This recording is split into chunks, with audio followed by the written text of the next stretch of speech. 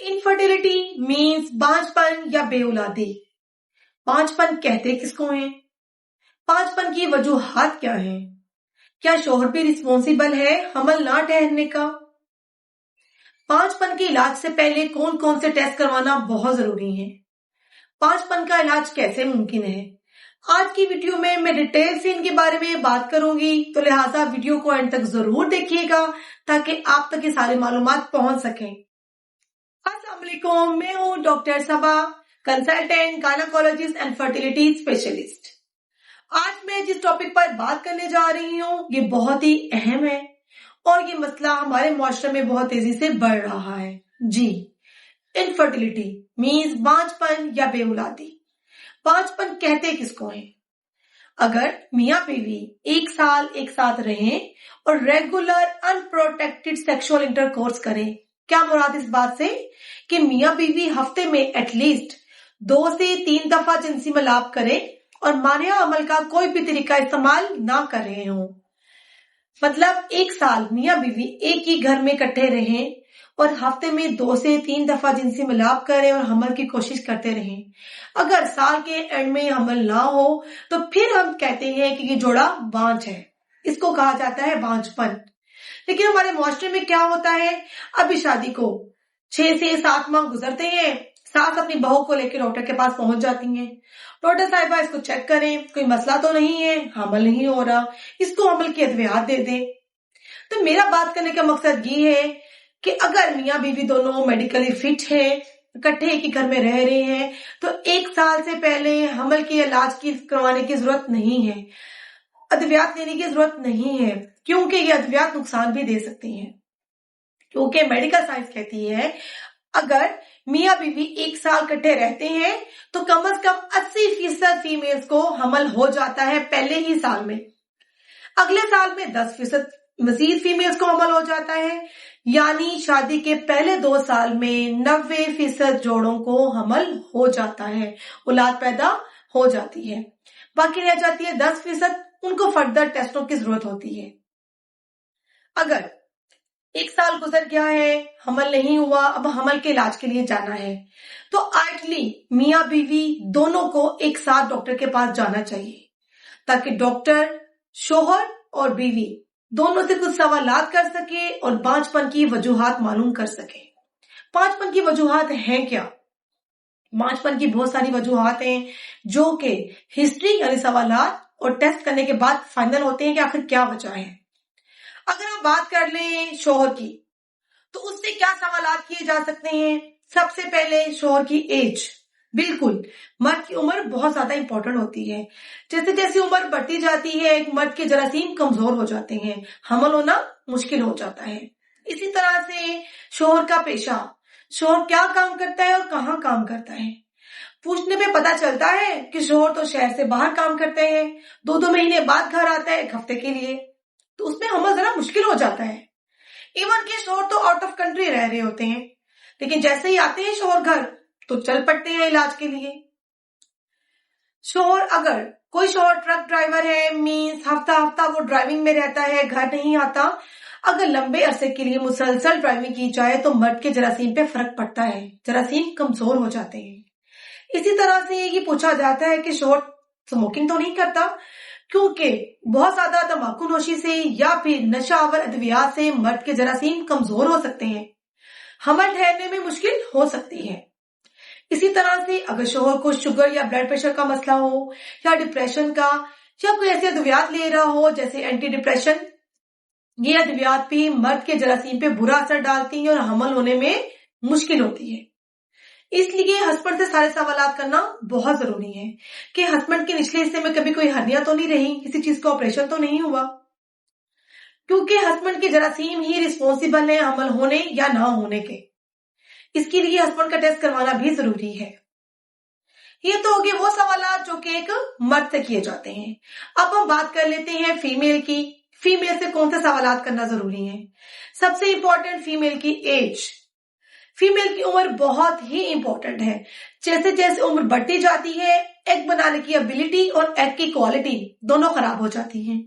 अगर एक फीमेल की एज 30 साल से ज्यादा है तो एग की क्वालिटी कुछ कम हो जाती है। इसी तरह से अगर फीमेल की उम्र 35 साल से ज्यादा हो जाए तो अंडा बनाने की एबिलिटी और उस अंडे की क्वालिटी दोनों खराब हो जाती हैं, तो हमल होना मुश्किल हो जाता है।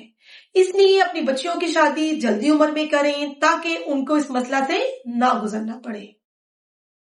नेक्स्ट जो सबसे इंपॉर्टेंट क्वेश्चन है वो हम पूछते हैं कि माहवारी कैसे आ रही है, कि मेंसेस रेगुलर है, हर माह के माह माहवारी आती है, जो हमें शो करेगी कि अंडा बन रहा है कि नहीं बन रहा।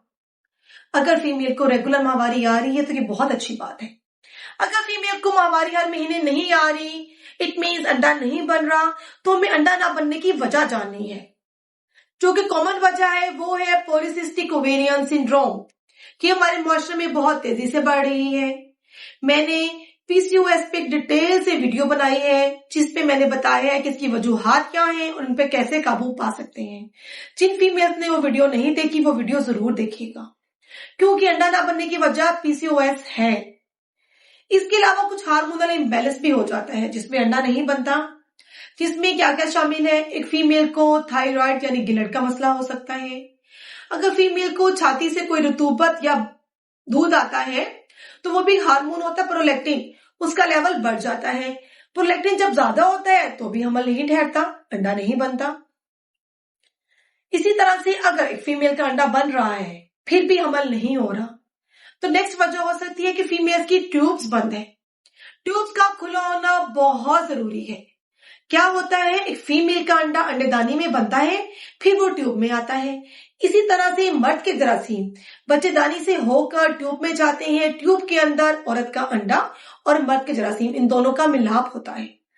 फिर जब 5 से 6 दिन का बच्चा बन जाता है तो फिर वो बच्चेदानी के अंदर आके अटैच होता है। अगर ट्यूब ही बंद होंगी, अंडा और जरासीम मिल ही नहीं सकेंगे, तो हमल कैसे मुमकिन होगा। ट्यूब्स के बंद होने की क्या वजूहात हो सकती हैं। अगर फीमेल को नीचे से गंदा पानी यानी लिकोरिया पड़ता है जिसे स्मेल आती है, फीमेल के बॉडी के निचले हिस्से में दर्द रहता है, तो वो इन्फेक्शन होता है, उसको हम कहते हैं पीआईडी, पेल्विक इन्फ्लेमेटरी डिजीज।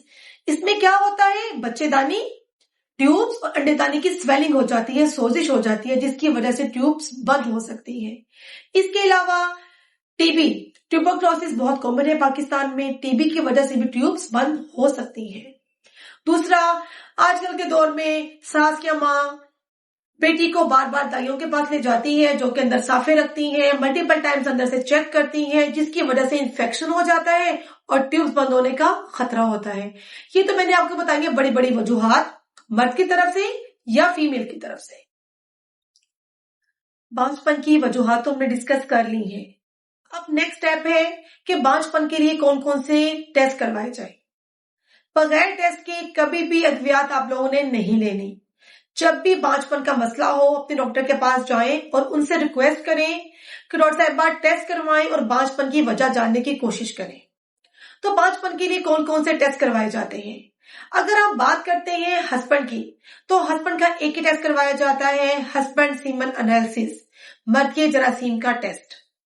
वो टेस्ट करवाना बहुत जरूरी है, क्योंकि बांझपन की वजह सिर्फ फीमेल नहीं होती, शोहर भी हो सकता है। तो हस्बैंड सीमन एनालिसिस कब और कैसे करवाया जाए। शोहर के जरासीम की रिपोर्ट के लिए जरूरी है हम अपने कपल को काउंसल करें कि पहले मियां बीवी मिले, फिर 3 से 5 दिन का वक्फा करना है, फिर लेबोरेटरी में जाके ही सैंपल देना है। पहले मियां बीवी का जिनसी मिलाप इसलिए जरूरी है ताकि मर्द के पुराने जरासीम निकल जाए। 3 से 5 दिन का वक्फा हम इसलिए करते हैं ताकि न्यू जरासीम बच जाए। नेक्स्ट डे वो लेबोरेटरी में जाके ही सैंपल देंगे। क्यों? क्योंकि सैंपल अगर घर से लेके जाएंगे तो उसका रिजल्ट सही नहीं आएगा। और इम्पोर्टेंट थिंग कि लेबोरेटरी भी अच्छी चूज करें। लेबोरेटरी का इंतखाब सही होना चाहिए, ऑथेंटिक लेबोरेटरी हो। फिर हम मर्द की रिपोर्ट लेते हैं, उसमें हम क्या क्या चीज देखते हैं। मर्द के जरासीम की तादाद, कि मर्द के जरासीम का काउंट ठीक है, वो कम तो नहीं है या इंतहाई कम तो नहीं है। इसके अलावा जरासीम की साख्त कैसी है, उनमें कोई मसला तो नहीं, उनके अंदर आगे बढ़ने की एबिलिटी कैसी है, एक्टिविटी कैसी है। अगर मर्द के जरासीम ज्यादा एक्टिव होंगे तो वो जल्दी से बच्चेदानी के थ्रू ट्यूब तक पहुंच जाएंगे, जहां जाके अंडे और जरासीम का मिलाप होना होता है। इसलिए उनकी मोटिलिटी भी बहुत इंपॉर्टेंट है। इसके अलावा हम देखते हैं कि पल्स सेल्स तो नहीं है, कि मर्द के जरासीम में ब्लड तो नहीं है। ब्लड के होने से या जरासीम होने से भी एक जरासीम की क्वालिटी अच्छी नहीं रहती, हमल ठहरने में मुश्किल होती है। ये तो हो गई हस्बैंड की रिपोर्ट। अगर हस्बैंड की रिपोर्ट में कोई मसला आता है तो हम मेल को मसाने के माहिर डॉक्टर यूरोलॉजिस्ट के पास रेफर करते हैं। अब आते हैं फीमेल के टेस्ट की तरफ। सबसे पहले एक फीमेल का सिंपल पेट के निचले हिस्से का अल्ट्रासाउंड करवाया जाता है, जिसको पेल्विक अल्ट्रासोनोग्राफी कहते हैं। उसमें बच्चेदानी और अंडेदानी को डिटेल से देखा जाता है कि बच्चेदानी की साख ठीक है, इसकी बनावट में कोई मसला तो नहीं, कोई नुक्स तो नहीं, बच्चेदानी के अंदर कोई रसोली तो नहीं है, क्योंकि बाज़ औक़ात रसोली भी हमल न होने का सबब बन सकती है। इसी तरह से हमें अंडेदानी को भी देखना है, अंडेदानी की साख कैसी है, पानी की छोटी छोटी थैलियां तो नहीं बनी हुई, किसी और की पिक्चर तो नहीं है। अगर फीमेल की अंडेदानी और बच्चेदानी दोनों बिल्कुल ठीक हो तो इस फीमेल का हम 12वें से 13वें दिन पे दोबारा अल्ट्रासाउंड करवा के देखते हैं कि मैच्योर एग बन रहा है कि नहीं, अंडे सही साइज का बन रहा है कि नहीं। जो नॉर्मल अंडा होता है वो 18 से 22 mm के दरमियान होता है, जिसको हम कहते हैं ये एक डोमिनेट फॉलिकल एक अच्छे साइज का अंडा है। अगर फीमेल का अंडा रेगुलर अच्छा बन रहा है तो बहुत अच्छी बात है। अगर नहीं बन रहा तो हम फर्दर टेस्ट की तरफ मूव करते हैं, हम हार्मोन्स करवाते हैं। कहीं हार्मोन इम्बैलेंस तो वजह नहीं है हमल ना होने की, अंडा ना बनने की, उसमें हम थायराइड गिलट के टेस्ट करवा सकते हैं। अगर फीमेल को छाती से रुतूबत या दूध आ रहा है तो हम प्रोलैक्टिन हार्मोन का टेस्ट करवाते हैं कि प्रोलैक्टिन का लेवल तो नहीं हाई हुआ हुआ। इसी तरह से टेस्टोस्टेरोन का टेस्ट करवाते हैं जो कि पीसीओएस में बढ़ जाता है। इसके अलावा कुछ और इंपॉर्टेंट हार्मोन्स हैं जो कि फीमेल के दिमाग से खारिज होते हैं, जिसको हम कहते हैं एफएसएच और एलएच। ये जाकर अंडेदानी पर असर करते हैं और अंडा बनने में हेल्प करते हैं।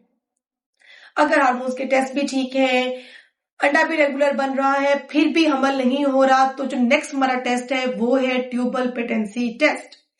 मींस ट्यूब्स खुली हैं या बंद हैं।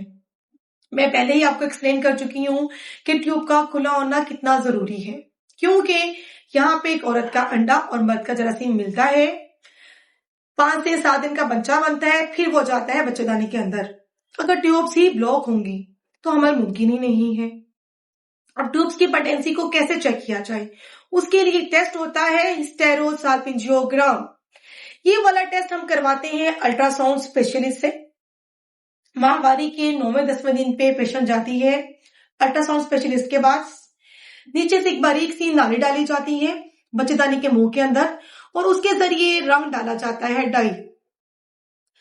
फिर वो क्या देखते हैं कि वो डाई बच्चेदानी से होके ट्यूब से बाहर निकल के अंडेदानी के पास पहुंच रही है कि नहीं। अगर पहुंच रही है तो बहुत अच्छी बात है।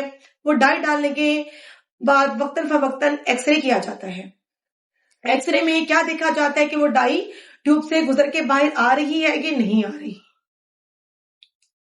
हिस्टेरोसाल्पिंजियोग्राम पे हमें पता चल गया कि ट्यूब्स खुली हैं, तो बहुत अच्छी बात है।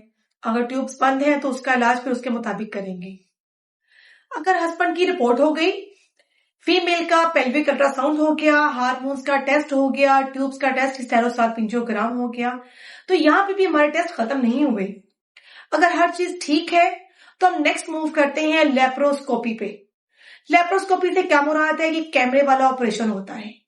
इसमें फीमेल को फुल बेहोशी दी जाती है, पेट में छोटा सा कट लगाकर पहले पेट में हवा भरते हैं, फिर कैमरे के जरिए फीमेल के पेट का डिटेल से मुआयना किया जाता है, जिसमें देखा जाता है कि बच्चेदानी, ट्यूब्स, अंडेदानी सब बिल्कुल ठीक है, कोई मसला तो नहीं है, आपस में चीजें जुड़ी हुई तो नहीं है, अडहेंस तो नहीं है।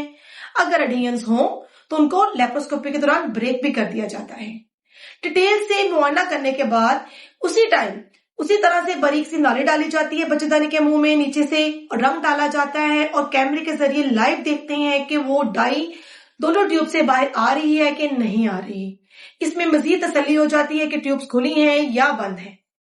ये तो हो गए हमारे टेस्ट।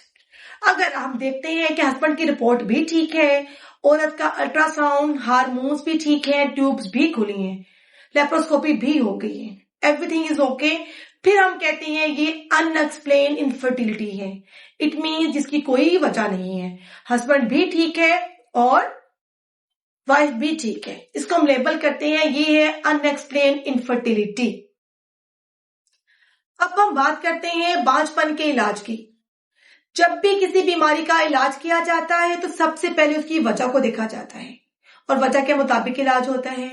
इसी तरह से बांझपन के इलाज के लिए भी पहले वजह ढूंढना जरूरी है। कपल की हिस्ट्री लेते हैं, उसके कुछ टेस्ट करवाते हैं, वजह ढूंढते हैं, फिर उसके मुताबिक उसका इलाज किया जाता है। अगर देखा जाए कि हस्बैंड की रिपोर्ट में मसला है, यानी हस्बैंड के जरासीम वीक है या कोई भी प्रॉब्लम है, तो हम हस्बैंड को मसाले के माहिर डॉक्टर यानी यूरोलॉजिस्ट के पास रेफर करते हैं। फिर उसके फर्दर कुछ टेस्ट की जरूरत हो तो वो करवाए जाते हैं। हम दोनों कपल यानी मियाँ बीवी दोनों को काउंसल करते हैं कि हेल्दी लाइफस्टाइल को अपनाएं, ताजा फल और सब्जियों का इस्तेमाल करें, पानी मैक्सिमम पिए। अगर हस्बैंड स्मोकिंग करते हैं तो स्मोकिंग छोड़ दें, सुबह की हेल्दी वॉक करें, रात की अच्छी नींद लें।